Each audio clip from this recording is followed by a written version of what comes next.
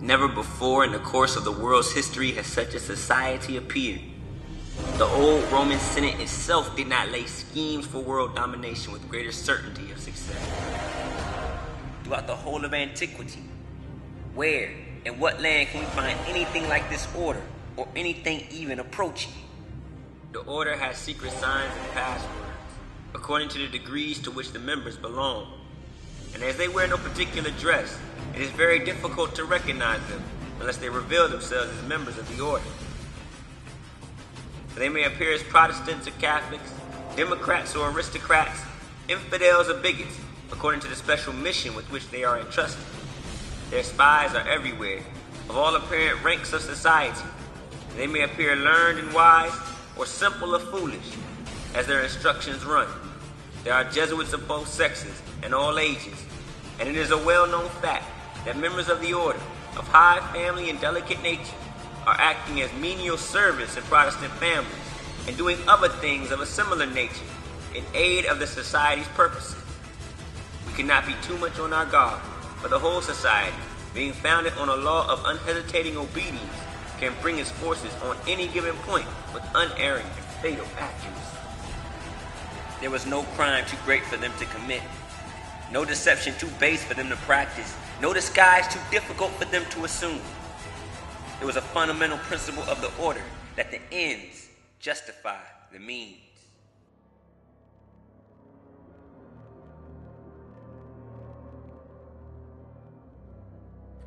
My son, heretofore you have been taught to act a dissembler, among Roman Catholics to be a Roman Catholic, and to be a spy even among your brethren, to believe no man, to trust no man. Among the Reformers to be a Reformer, among the Huguenots to be a Huguenot, among the Calvinists to be a Calvinist, among other Protestants generally to be a Protestant, and to obtain their confidence, to seek even to preach from their pulpits, and to denounce with all the vehemence in your nature our holy religion and the Pope, and even to descend so low as to become a Jew among the Jews, that you might be enabled to gather together all information for the benefit of your order as a faithful soldier of the Pope. You have been taught to plant insidiously the seeds of jealousy and hatred between communities, provinces, states that were at peace, and to incite them to deeds of blood, involving them in war with each other, and to create revolutions and civil wars in countries that were independent and prosperous, cultivating the arts and the sciences and enjoying the blessings of peace. To take sides with the combatants and to act secretly with your brother Jesuit, who might be engaged on the other side, but openly opposed to that which you might be connected, only that the church might be the gainer in the end, in the conditions fixed in the treaties for peace, and that the end justifies the means. Keep this phrase in mind, because as we go deeper into the Makaveli Deception, as we start to uncover the Illuminati conspiracy, you'll find that everything pivots around this particular concept. That no matter what actions must be taken, no matter what deeds must be done, good or evil, according to the Jesuits, they're lawful to do. Remember this concept, the ends justify the means used to reach those ends.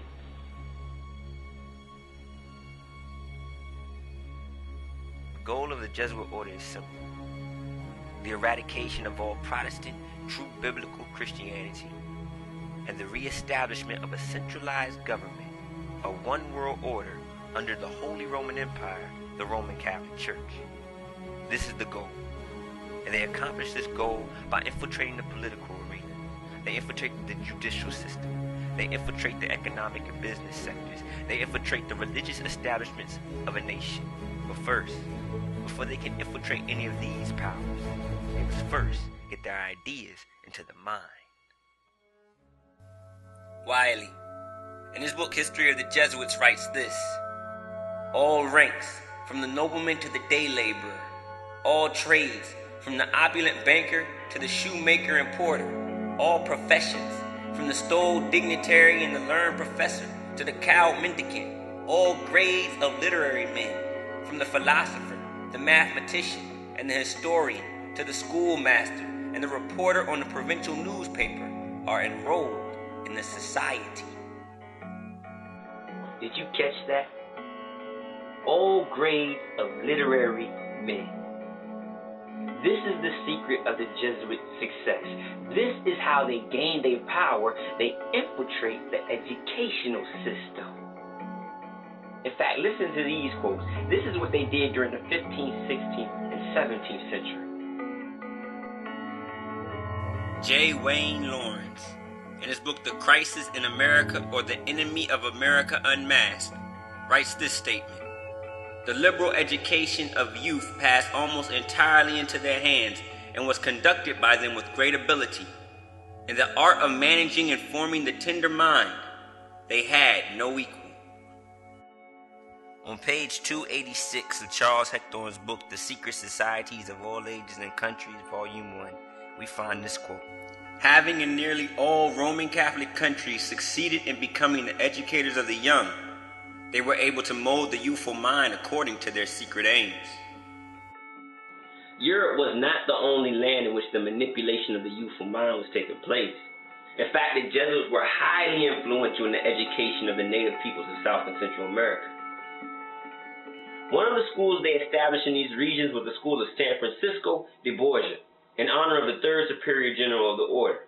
It was located in the southeastern part of Peru, and it was here, at this Jesuit institution, that the mind of Jose Gabriel Condor Conqui received its Jesuit education.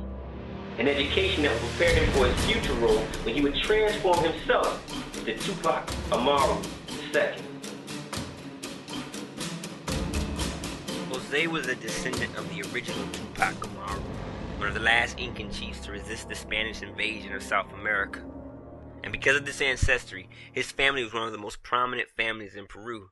He came from a very influential bloodline. And these are the type of individuals that the Jesuits use in the society. Many of the most prominent men and women of our society, of our time, have also received extensive Roman Catholic Jesuit education. Some of these people include the Vice President of the United States, Joe Biden. Also, the current and former Speakers of the House, John Boehner and Nancy Pelosi, are also Roman Catholics who have spent their entire youth under the education of the order. In fact, most of President Obama's cabinet, from the Chief of Staff all the way to his speechwriter, are Roman Catholics who have been trained by the Jesuit order. But let's not just limit their activity to politics. They've even infiltrated the entertainment industry. Most of the notable screenwriters and directors, even actors, even R&B singers have been trained by the Jesuit order. Hip-hop also has its share of coadjutors, or individuals who are helping the Jesuits achieve their goals. 3 prime examples: Jay-Z, Kanye West, and the newcomer J. Cole. Most don't know it, but Jay-Z is a member of the Roman Catholic Church. In fact, starting in October 2011 at Georgetown University, which is the oldest Jesuit university in the U.S., a course of classes is being given specifically dedicated to studying Jay-Z. J. Cole, on the other hand, is a magna cum laude graduate of the largest Catholic university in the United States, St. John's University, located in Queens. Now come on. Are all these Roman Catholic Jesuit connections just a coincidence? Is it a coincidence that Kanye West, in one of his first videos, is preaching in a Jesuit church, rapping from a Jesuit pulpit, speaking on behalf of the Jesuit order? Is that just a coincidence? Contrary to popular belief, one does not have to be a priest to be a member of the order. The only real prerequisite is that the initiate must be a member of the Roman Catholic Church, which Kanye West just so happens to be. Now, is all this just a coincidence? Not when you take into consideration the power of music and how it can be used as an educational tool. Just go around and ask anyone how they learn their ABCs and quickly recite the song. And the Jesuits know this power that music can have when it comes to education. They know that if you can create the music of a nation, you actually control the thoughts of a nation, the mood of a nation, even the beliefs of a nation. Music basically is a tangible form of telekinesis. This is what Jesuit-controlled Barack Obama was talking about when he said that Jay-Z would quote-unquote help shape attitudes in a real positive way. Help shape attitudes in a real positive way toward what? Could it be that his music, this music, will help shape positive attitudes toward the achievement of the Jesuit goals? Toward the destruction of all true biblical Christianity and the reestablishment of a Catholic one world order? Could it be? Could this be the reason why so many of our brothers are running around with rosary beads around their necks, thinking they're making a fashion statement, just following the example set by their favorite rapper, not knowing deep down within the depths of their soul they're actually making an affirmation of faith? They're actually embracing the Roman Catholic theology with their actions.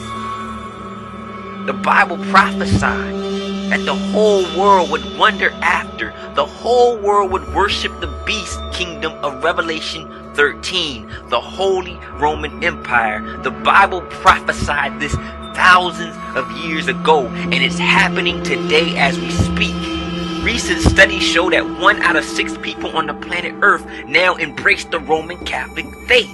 The whole world is wondering after the beast, and music is the tool being used by the beast to bring the world into subjugation.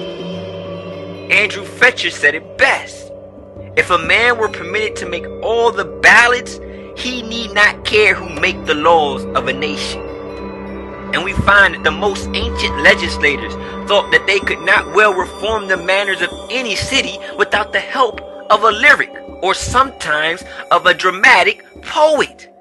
Let me make the songs of a nation, and I care not who makes its law. You know what I'm saying? Because I'm making their future. I'm writing down their curriculum. Right now, what I write in my album today, when it comes out in 2 months, that's what white kids is doing. So who really is getting pimped? What I'm writing in my raps is what the white kids is gonna be saying to their mamas and daddies when they come home. Who is getting pimped?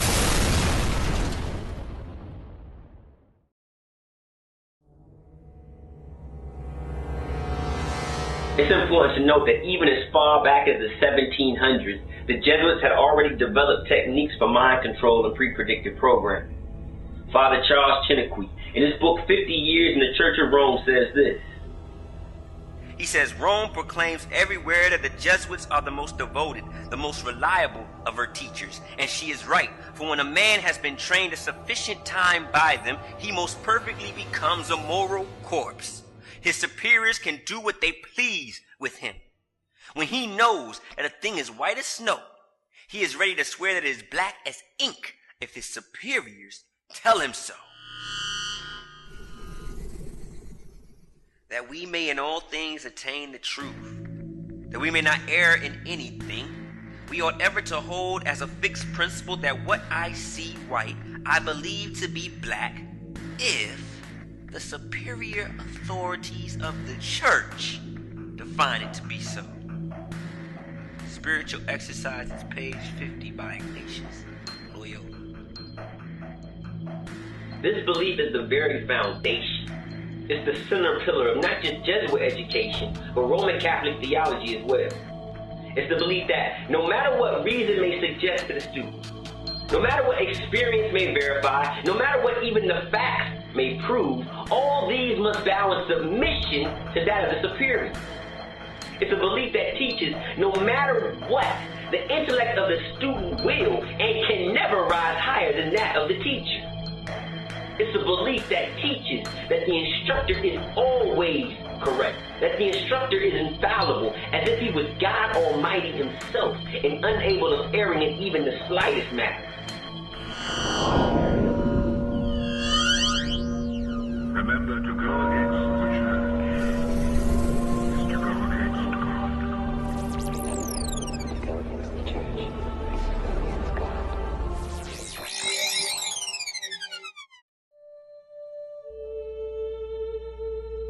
in the book of Acts. In the book of Acts chapter 5, we find a very interesting account of one of the many times that the apostles of Christ were arrested for preaching the gospel of Christ. It just so happens that in this specific account, they're not being arrested by any government leaders of a nation, but in fact, they're being arrested by the superior religious leaders of their own nation. These religious leaders believed that they had, because of their education or bloodline, somehow attained superior knowledge of the scriptures, that they possessed a deeper understanding of spiritual things, and that this new band of peasants would and could never hope to attain such wisdom. Even in the eyes of the people of Judea, when compared with these unlearned and ignorant fishermen from Galilee, the ecclesiastical authority of the scribes and Pharisees, of the pastors and priests of the time, was unquestionable. Yet, in the eyes of these disciples of Christ himself, it did not matter how many degrees one had, or how many years one had spent in seminary. To these rejects of society, only one authority mattered, and Peter, fired up by the Spirit of the living God, gave one of the greatest statements ever to be passed down to those who would one day find themselves caught between the dictates and decrees of a church and the plain utterances of God's immutable word. When told by the Sanhedrin to no longer preach the doctrine of Christ, he simply said these words: we ought to obey God rather than man. He proclaimed we ought to obey the word of God rather than the opinion, rather than the decrees of any body of educated theologians. We ought to obey God rather than man. Be he king, be he judge, be he priest, be he pope. We ought to obey God rather than man, rather than the theologians, rather than the theology of any church, the laws of any land. We ought to obey God rather than man. Now here's some food for thought. If the greatest opponents of the prophets were the priests, the religious leaders of their time, if the greatest adversaries of the apostles were the priests, the Pharisees, the Sadducees, the scribes, the religious authorities of their time, if the greatest enemies of Jesus Christ himself, if the ones who killed Jesus Christ himself, God in human form himself, was the religious institution of his time, was the church of his time, could it be that for us in these last days, the greatest opposition to the gospel will also come from the priests, the religious leaders, the established church of our time?